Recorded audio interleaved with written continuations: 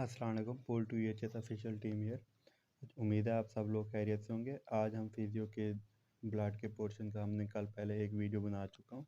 उसके अंदर हमने 33 चैप्टर की बात की थी, जिसमें RBCs के बारे में एक वीडियो बन चुकी है पहले ही, तो आप पीछे दूसरे वो वीडियो देख भी सकते हैं। अब हम बात कर लेते हैं चैप्टर नंबर 34 की। तो 34 में क्या resistance of body to infection, जिसमें ल्यूकोसाइट्स के बारे में पढ़ेंगे। तो ल्यूकोसाइट्स में सबसे पहले इसमें से क्या क्या करना है, MCQs के रिलेटेड और FCQs के रिलेटेड क्या चीज़ इंपॉर्टेंट है, तो हम सबसे पहले वो देखेंगे। तो इसमें सबसे पहले हम ये देखेंगे जिस तरह ल्यूकोसाइट की डेफिनेशन कि ल्यूकोसाइट हैं क्या। उससे इससे पहले एक चीज़ स्टूडेंट्स, एक और चीज़ इंपॉर्टेंट है कि आपको ये पता होना चाहिए कि कौन सी ऐसे दो वेज हैं जो डिजीज़ से प्रिवेंट करते हैं। तो इसको आपने अच्छे से रीड कर लेना है। उसके बाद आपने ल्यूकोसाइट को देखना है। ल्यूकोसाइट्स को हम WBCs भी कहते हैं, और उसकी दो टाइप्स के होते हैं, ग्रेनुलोसाइट्स और ग्रेनुलोसाइट्स, और इसकी डिटेल्स भी आपने अंदर से देख लेनी है। उसके बाद हमने बात कर लेनी है कि इसके सेल्स की, कि इसके सेल्स किस तरह से होते हैं, कौन सी शेप के होते हैं। तो ये सारे के सारे हमने देख लेने हैं। उसके बाद ये सारी इसकी डिटेल दी हुई है। उसके बाद हमने ये वैल्यू याद करनी है कि पॉलीमार्फो न्यूक्लियर जो न्यूट्रोफिल्स हैं वो कितने % होते हैं, और ये सारी इसकी लिम्फोसाइट, मोनोसाइट्स, बेसोफिल, एसिनोफिल सारी की सारी हमने देख लेनी। ये MCQs में पूछी जाती है। इसकी हम जेनेसिस की बात करें WBCs की, तो वो इतना, जिस तरह RBCs की जेनेसिस इंपॉर्टेंट थी, इसकी इतनी इंपॉर्टेंट नहीं है, लेकिन आप MCQs के रिलेटेड आप इसको देख सकते हैं कि शायद MCQs में ये कोई MCQs इसके रिलेटेड आ जाए। तो इसके बाद हम बात कर लेते हैं नेक्स्ट पोर्शन की। उसमें आ जाता है कि ये मेगा कैरियोसाइट्स और ये बोन मैरो में बनते हैं, कहाँ बनते हैं, ये सारे के सारे कहाँ कहाँ पे कौन से सेल्स बनते हैं, ये सारे हमने देख लेने हैं इसके अंदर। उसके बाद हम बात कर लेते हैं इसकी लाइफ स्पैन की, कि वाइट ब्लड सेल्स का लाइफ स्पैन कितना होता है। ये MCQs लाजमी आता है। तो 4 to 8 आवर्स सर्कुलेटिंग में, ब्लड में, और 4 to 5 डेज होता है टिश्यूज़ के अंदर। तो ये आपने इस तरह से ही याद रखना है।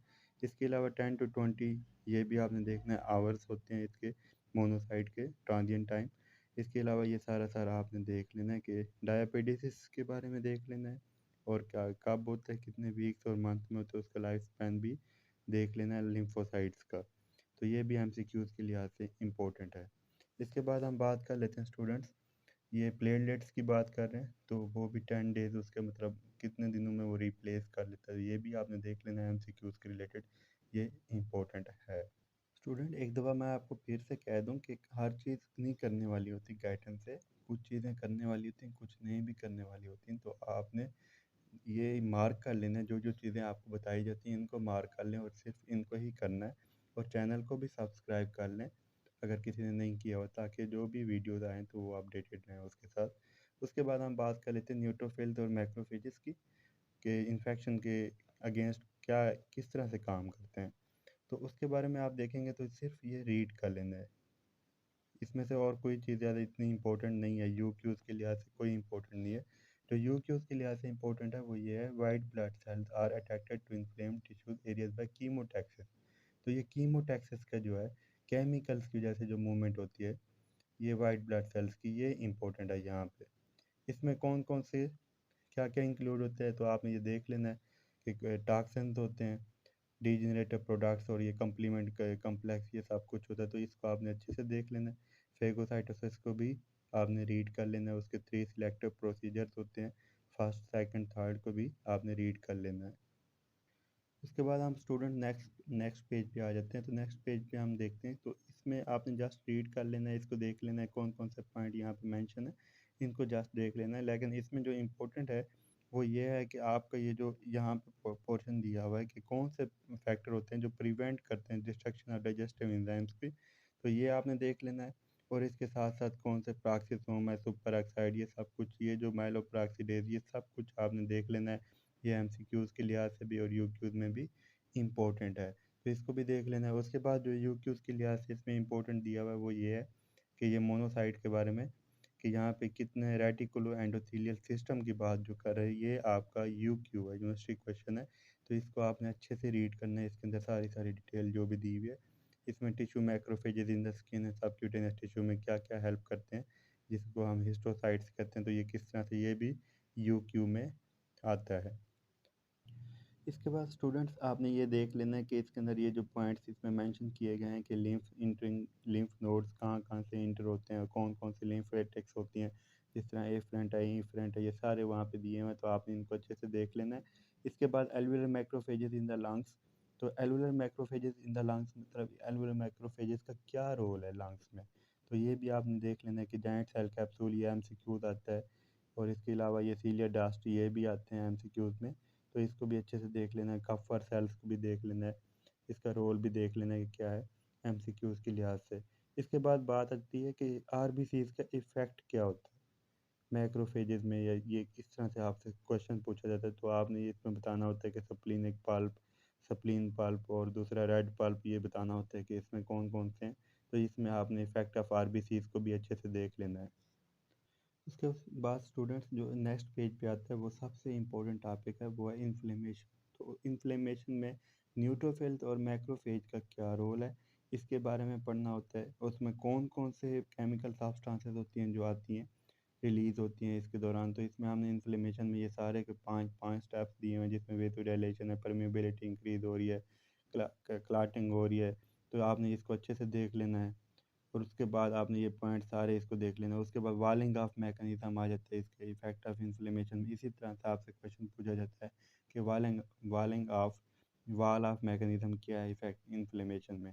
तो ये आपने यहाँ से लेके इसका सारा जवाब लिखना होता है टोटल। इसके बाद हम बात कर लेते हैं कि मैक्रोफेज और न्यूट्रोफिल का रिस्पांस क्या होता है इन्फ्लेमेशन के दौरान। तो इसमें आपने बताना होता है कि टिश्यू मैक्रोफेजेस जो है ये फर्स्ट लाइन ऑफ डिफेंस है अगेंस्ट इन्फेक्शन। तो ये एमसीक्यूज में भी आपसे पूछा जाता है, तो ये यूक्यूज भी है बहुत इंपॉर्टेंट। तो आपने इसको भी अच्छे से देख लेना है और सारा इसका पढ़ लेना है, ये भी एक क्वेश्चन आता है। उसके बाद स्टूडेंट्स नेक्स्ट पेज पे हम देखते हैं, तो उसमें न्यूट्रोफिलिया के बारे में ये बहुत इंपॉर्टेंट एमसीक्यूज भी है, यूक्यूज भी है, कि इसमें कितनी नॉर्मल कितने न्यूट्रोफिल्स का काउंट जो होता है वो इंक्रीज़ हो जाता है, तो उसे हम कहते हैं न्यूट्रोफिलिया। तो इसमें बताना होता है कि कितना हो जाता है। तो ये सारी उसकी वैल्यू दी हुई है न्यूट्रोफिल्स की माइक्रोलीटर में, तो आपने इसको अच्छे से देख लेना है। और इसकी काज क्या होती हैं ये भी आपने अच्छे से पढ़ लेना है कि कैसे इसकी काज है, किस वजह से ये न्यूट्रोफिल्स इंक्रीज़ हो जाते हैं बॉडी के अंदर। उसके बाद ये सारा पोर्शन अगर रीड करना चाहें तो आप रीड कर लें, और ये एमसीक्यूज के रिलेटेड इंपॉर्टेंट है, इसको भी आपने पढ़ लेना है। 3 to 4 days before newly form granulocytes, इसके बारे में आपने यहाँ से पढ़ लेना कि ये एमसीक्यूज में इम्पोर्टेंट है। इसके बाद हम बात कर लेते हैं कि नेक्स्ट पेज पे जब आते हैं तो कहते हैं कि कौन से ऐसे फैक्टर हैं जो 5 फैक्टर होते हैं जो न्यूट्रोफिल मैक्रोफेज में मतलब रोल प्ले करते हैं। तो ये आपने 5 के 5 नेम याद करने हैं, इन्फ्लेमेशन के दौरान मैक्रोफेजेस को हेल्प करते हैं।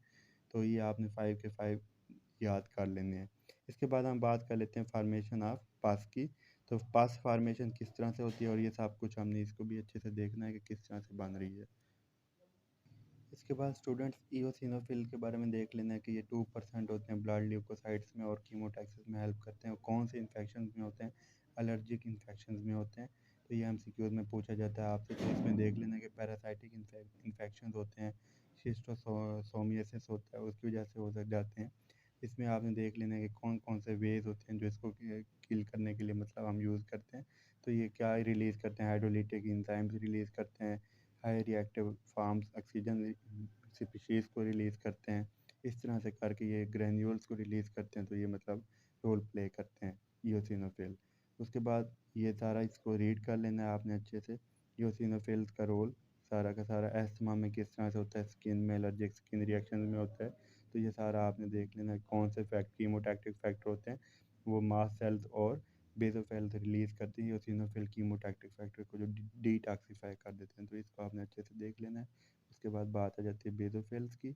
तो बेसोफिल्स कौन से, ये भी एलर्जिक रिएक्शन में होते हैं और ये हिस्टामीन को रिलीज़ करते हैं, इसको आपने अच्छे से देख लेना है। इसमें ये सारे हिस्टामीन और ब्रैडिकाइनिन और सेरोटोनिन और ये सारे मीडिएटर रिलीज़ होते हैं इन्फ्लेमेशन के दौरान। तो एलर्जिक रिएक्शन की ये टाइप सारी, तो इसमें आईजीई एंटी इम्यूनोग्लोबिन होती है, तो इसको आपने अच्छे से देख लेना है। और इसके बाद ब्रैडिकाइनिन, सेरोटोनिन, हेपरिन, ये सारे इसके नाम आपको बताए गए हैं, इसको भी अच्छे से देख लेना जो एनाफिलैक्सिस रिएक्शन में होते हैं। इसके बाद स्टूडेंट्स सबसे इम्पोर्टेंट टॉपिक जो है इस चैप्टर का, वो होती हैं डिजीज़ेस। तो आपने पैथोलॉजी जो भी होती है उस चैप्टर की, तो वो बहुत इंपॉर्टेंट होती है। जिस तरह से ल्यूकोपीनिया की बात करते हैं, इसमें ल्यूकोसाइट्स का काउंट डिक्रीज़ हो जाता है। तो इसको आपने अच्छे से पढ़ना है कि क्या काज़ हो सकती है, किसकी वजह से हो सकता है और कितनी इसके होते हैं। ये सारी आपने देखना है और इसकी वजह क्या होती है, ये सारी की सारी आपने इसको अच्छे से देख लेना है। और अल्सर बनता है इसमें सब कुछ, गामा रेज़ और ये सब कुछ। तो ये सारा का सारा आपने देख लेना है और क्यों होता है, किस वजह से होती है, बहुत ही इंपॉर्टेंट टॉपिक है। इसको आपने पूरा का पूरा रीड करना है। इसके बाद बात हम कर लेते हैं ल्यूकीमियाज़ की। तो ल्यूकीमियाज़ को हम कैंसर भी कह सकते हैं। इसमें डब्ल्यूबीसीज़ का काउंट इंक्रीज़ हो जाता है, जिसमें वो माइलोजेनस भी हो सकता है या लिम्फोजेनस सेल भी हो सकते हैं, जिसमें ल्यूकीमिया काज करते हैं जो। और ये क्या करते हैं, इसमें नंबर ऑफ सेल डब्ल्यूबीसीज़ एबनॉर्मली इंक्रीज़ हो जाते हैं सर्कुलेटिंग फ्लूइड के अंदर, सर्कुलेटिंग ब्लड के अंदर। तो इसको देखना है, जिसमें डब्ल्यूबीसीज़ इंक्रीज़ होते हैं एंड आरबीसीज़ कम होते हैं और प्लेटलेट्स कम होते हैं। तो ये आपने इसको देख लेना है। और इसके सारे के सारे 2 टाइप्स होते हैं ल्यूकीमिया के, जिसमें लिम्फोसाइटिक और माइलोजेनस, ये भी बहुत इंपॉर्टेंट है। इन दोनों में डिफरेंस आता होता है। तो लिम्फोसाइटिक और माइलोजेनस ल्यूकीमिया में, दोनों में आपने डिफरेंस करना है। और उसके बाद आपने इफ़ेक्ट्स देखने हैं ल्यूकीमिया के। इफ़ेक्ट्स में आपने ल्यूकीमिया ऑन द बॉडी क्या होते हैं, तो ये भी आपने देख लेना है कि इसके इफ़ेक्ट्स क्या-क्या हो सकते हैं और किस तरह से हो सकते हैं। तो इसके हम देख लेते हैं। इसकी पूरी की पूरी आपने डिटेल देख लेनी है, जो कि बहुत इंपॉर्टेंट होती है। इसमें आपने देख लेना है कि इम्पोर्टेंट इफ़ेक्ट क्या होते हैं ल्यूकीमिया के बॉडी के ऊपर। तो एक्सेसिव यूज़ होता है मेटाबॉलिक सब्सटेंस, जिसमें ग्रोइंग कैंसरस सेल्स आ जाते हैं। ये सारी की सारी आपने डिटेल्स अच्छे से देख लेनी है। तो आप काइंडली इसको सब्सक्राइब कर लें चैनल को और नेक्स्ट वीडियोज़ के साथ अपडेटेड रहें। Thank you so much. अल्लाह हाफ़िज़।